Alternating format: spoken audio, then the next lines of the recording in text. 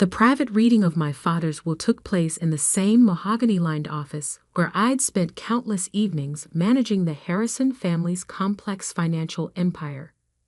My stepmother Victoria sat perfectly poised in her designer morning clothes, while her son Bradley lounged with the practiced indifference of someone who'd never worked for his money. I took my usual seat, the one I'd occupied for 7 years, as the family's private financial manager. The laptop in my bag contained enough secrets to destroy them all, but they'd never bothered to consider that. To them, I was just James Harrison's daughter from his first marriage. The quiet one, the reliable one, the one who helped with the books. "Before we begin," Victoria announced, smoothing her silk skirt, "I think Abigail should wait outside." Martin Walsh, Dad's longtime attorney, frowned. As James's daughter, she has every right. As his employee, Victoria cut in, she should respect the family's privacy during this sensitive moment. I met her eyes, remembering all the late nights I'd spent hiding her expensive shopping trips from Dad's scrutiny. All the creative accounting that kept her secret accounts growing while she played the dutiful wife. "I'll stay," I said quietly. Bradley snorted. "Did you miss the part about family privacy? Did you miss the part where I'm actually related to Dad by blood?" I replied, keeping my tone neutral. "Unlike some people." Victoria's perfectly maintained smile tightened.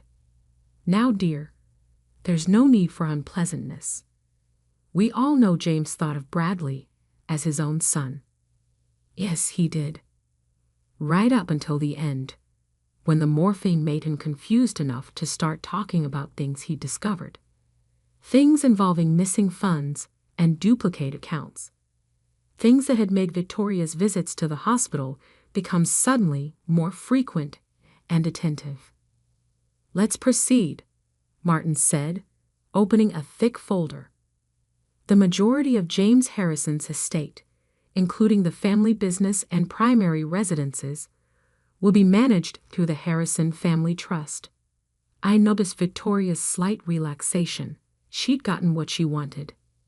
"The trust will be administered solely for the benefit of Victoria Harrison and Bradley Wells Harrison," Martin continued, his voice carrying a hint of disapproval, with Victoria serving as primary trustee. And there it was. 7 years of managing their finances, of protecting their secrets, of building their wealth, and I was being cut out completely. "There are some smaller personal bequests," Martin added. "Abigail will receive her mother's jewelry collection and a sum off." "We can handle the details later," Victoria interrupted. "I think we should discuss the transition of financial oversight. Abigail has been handling those duties, but obviously that arrangement will need to change." "Obviously, because you can't have the hired help knowing too much about the family finances, even if that hired help spent years building the very structures that protected their wealth." "Of course," I said, opening my laptop. "I'll prepare a complete transfer of all accounts I directly manage, though you might want to review certain arrangements first." Victoria's smile didn't waver, but her eyes sharpened. "Arrangements?" "The offshore accounts, for instance." I pulled up a spreadsheet. "I assume you'll want those handled with particular discretion." Bradley sat up straighter. "What offshore accounts?" "The ones your mother opened in 2019, I replied casually. "Starting with the Cayman Islands Foundation and expanding through various shell companies in Panama, Singapore, and Luxembourg." I glanced at Victoria. "Would you like me to continue?" The temperature in the room seemed to drop 20 degrees. Victoria's perfect composure cracked slightly. "Those accounts are confidential," she said, her voice tight. "They are," I agreed. "Very confidential, especially the transfers that began 3 months before Dad's cancer diagnosis." Martin shifted uncomfortably in his chair. Perhaps we should discuss this privately. No need. Victoria cut in quickly. Abigail is simply being thorough, as always. We can handle the transition details later. But I wasn't finished. Not after years of swallowing their condescension, of being treated like a servant in my own father's house. There's also the matter of the art collection, I continued, pulling up another file. The pieces purchased through the Gallery Romano Front Company. Interesting how their declared values for insurance differ from their reported values for tax purposes. Bradley's practiced indifference vanished. Mutter? And of course, I added, the real estate holdings in your maiden name.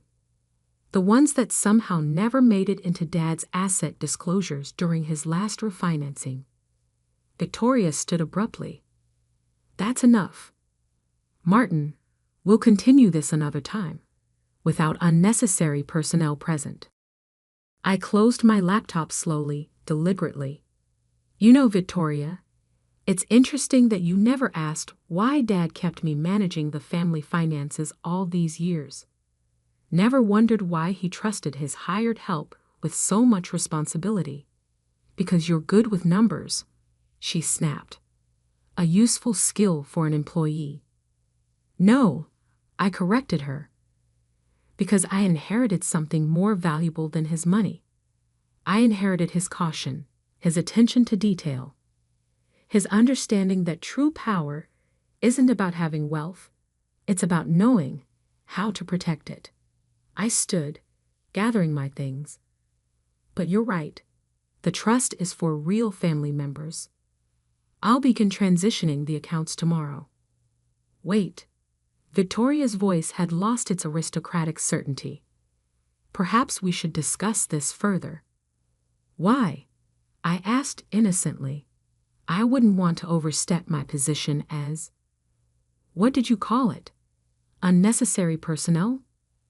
Bradley was looking between his mother and me, finally beginning to understand that something was very wrong. The transition can wait, Victoria said quickly. We should take time to review everything properly. Oh, I agree. I headed for the door. In fact, I think we should review everything. Every account, every transfer, every creative bit of accounting I've done over the years to keep certain activities private. Martin cleared his throat. Miss Harrison, if there are irregularities in the family accounts. There aren't, Victoria interrupted sharply. Abigail is simply being thorough. I paused at the door. You know what Dad told me in the hospital, right before he died. He said, the best leverage isn't what you take, it's what you know. Victoria's face went perfectly still. I'll see you tomorrow, I continued pleasantly. We can discuss the trust arrangements then, along with everything else. Walking out, I heard Bradley's confused voice. Mother, what exactly does she mean about the Cayman accounts? I smiled, thinking about the encrypted files on my laptop. About 7 years of documented transactions and creative financial arrangements. About all the secrets Victoria thought were safely hidden behind my hired help status. Dad had taught me well. True power isn't always about having your name on the trust. Sometimes it's about being the one person who knows where all the bodies are buried. And Victoria was about to learn that lesson the hard way. The Harrison family's private banking room at First Maritime Trust still felt like my domain. I'd spent years here, building the financial labyrinth that protected their wealth and their secrets. Now, watching Victoria and Bradley fidget in their expensive clothes, I savored the shift in power. As you can see, I explained, projecting a complex diagram onto the wall. The family's financial structure is intricate. Victoria's eyes darted between the dozens of connected entities, trusts, and offshore accounts. Her usual imperious expression had given way to barely concealed panic. "This is ridiculous," Bradley interrupted. "We don't need all these details. Just transfer everything to our new financial team." I smiled. Of course. Though they might have questions about certain transactions. Like the $8 million that moved through 6 different shells before landing in your mother's private account in Singapore. Victoria's perfectly manicured hand tightened around her designer purse. That money was a gift from James. Really? I pulled up another document, because the transfer documents show it came from the company's environmental compliance budget. Right after Dad started asking questions about chemical disposal at the Milwaukee plant. Bradley's face went pale. "Mother? It's not what you think," Victoria said quickly. "James knew about all of this. He approved." "No," I cut in softly. "He didn't. That's why you increased his morphine doses whenever he started talking about the accounts. Isn't that right?" The banking room fell silent except for the soft hum of my laptop. Even Bradley looked shocked. My phone buzzed. A message from Diane at the SEC. "Documents received. Initial review confirms irregularities." "Shall we continue?" I asked pleasantly. "We haven't even gotten to the art collection yet. Those pieces you bought with company funds, but reported as charitable donations." Victoria stood abruptly. "This meeting is over. We'll have our lawyers." "Your lawyers might be interested in this too." I switched to another document. "The retainer payments from the family trust to firms that don't exist. 5 years of fake legal fees funneling into your private accounts. You helped set those up," she snapped. "You're implicated too." "Am I?" I opened a folder marked Insurance. Because I have 7 years of detailed memos to Dad documenting my concerns about these arrangements. Memos you intercepted and deleted from his email, but not, unfortunately, from my encrypted backups. Bradley slumped in his chair. "Jesus Christ, Mother." "Oh, don't act so innocent." Victoria turned on him. "Where do you think your gambling debts disappeared to? Those mysterious payments to your bookies in Vegas?" I pulled up another spreadsheet. Speaking of gambling debts, the casino payments were actually the simple part. The money laundering through the offshore sports betting sites was much more creative. Bradley's face went from pale to green. "You knew about that?" "I know everything," I said quietly. "Every transaction, every cover-up, every little financial maneuver you both thought was so cleverly hidden." Victoria's composure finally cracked. "What do you want?" "Want?" I feigned surprise. "I'm just being thorough in the transition. As an employee, I have a duty to ensure all accounts are properly disclosed." "Name your price," she hissed. "Half the trust?" "Fine. We can rewrite." "The trust?" I laughed. "You still think this is about money?" My phone buzzed again. "Diana, enforcement team ready when you give the word."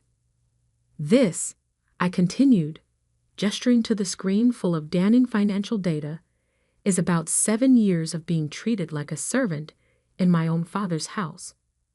About watching you manipulate and steal from him, right up until his death." "We can fix this," Victoria said desperately. "Whatever you want." "What I want," I cut in, "is for you to understand exactly how badly you miscalculated. You thought I was just the hired help, the quiet daughter who was good with numbers. Never once wondering why Dad kept me so close to the family finances." I started shutting down my laptop.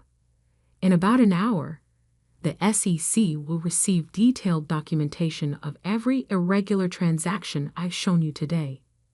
The FBI's Financial Crimes Unit already has copies." Victoria went very still. "You're bluffing."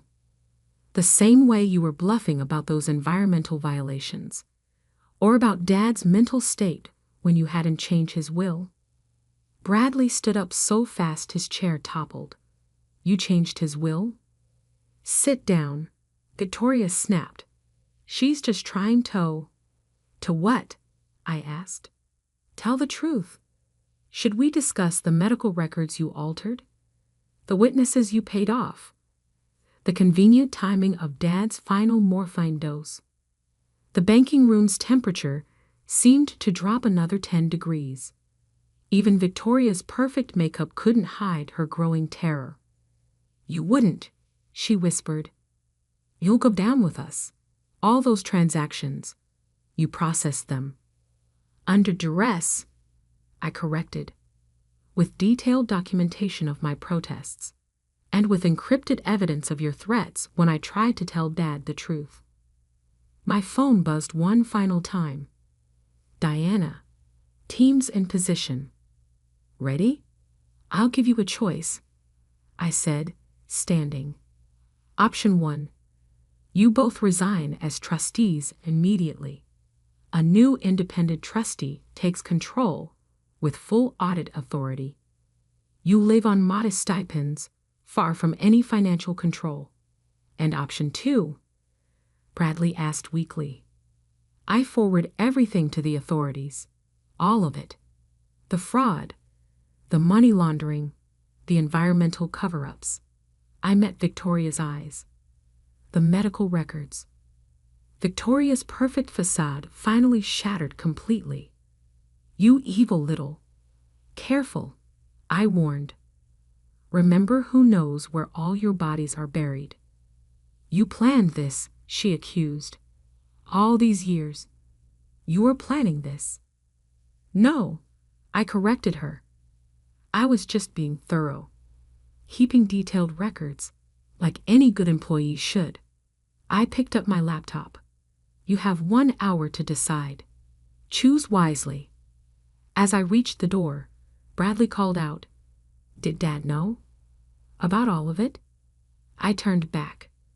He started figuring it out near the end. That's when Victoria increased his medication. But he did leave me one last message. What message? I smiled slightly. He said, The quiet ones see everything, and they never forget. Walking out of the bank, I thought about all the years of subtle humiliation. The constant reminders that I was just the help. The dismissal of my warnings about Victoria's schemes. They'd forgotten the first rule of power. Never underestimate the person who knows all your secrets. And now they had 1 hour to learn that lesson. Exactly 58 minutes after I left the bank, my phone rang. Martin Walsh's number. They've agreed, he said without preamble. Full resignation as trustees. But Victoria has conditions. I watched the sun setting over the city from my father's old office. Now my office. She's not in a position to make conditions. She wants immunity from any future investigations and a guaranteed monthly stipend. Put me on speaker, I said, hearing shuffling as he complied. Victoria, I want you to understand something. You're not negotiating anymore. You're surviving. Her voice came through, stripped of its usual aristocratic polish. You vindictive little. The SEC teams are waiting. I cut in. One word from me, and they move on everything. The fraud, the money laundering, the medical records, silence. So here's how this works, I continued. You both resign. Immediately, the independent trustee I've chosen takes control. You live on the stipends we decide, in the properties we allow, and you never, ever attempt to access or influence the family finances again. And if we refuse, Bradley's voice shook slightly. I pressed a button on my phone. Diana, is the SEC team still in position? Ready on your signal, My longtime friend at the Securities and Exchange Commission replied. FBI's Financial Crimes Unit is standing by too. I let them absorb that. Your choice. But choose quickly. You have 90 seconds. The silence stretched for 45 agonizing seconds before Victoria spoke. We accept. Both of you? Yes, Bradley answered quickly. Both of us. Good. Martin, execute the papers. I've already had them drawn up. I paused, then added, and Victoria? Leave Dad's wedding ring. The one you took from the hospital before they called me. Her sharp intake of breath told me I'd been right about that too. 24 hours later, I sat in the main conference room of Harrison Industries, facing the board of directors. The same people who'd fawned over Victoria for years now sat in stunned silence as I laid out the changes. The company will undergo a full audit, I explained. Every transaction, every account, every decision of the past 7 years will be reviewed. But the publicity, one director began, is already handled. I finished. A press release goes out tomorrow announcing a voluntary corporate governance review. The markets will see it as responsible oversight, not desperation. Another director cleared his throat. And Victoria's position as chairwoman is terminated, effective immediately. I slid forward a thick folder, along with any board member who knowingly participated in her financial manipulations. I have documentation of who knew what and when.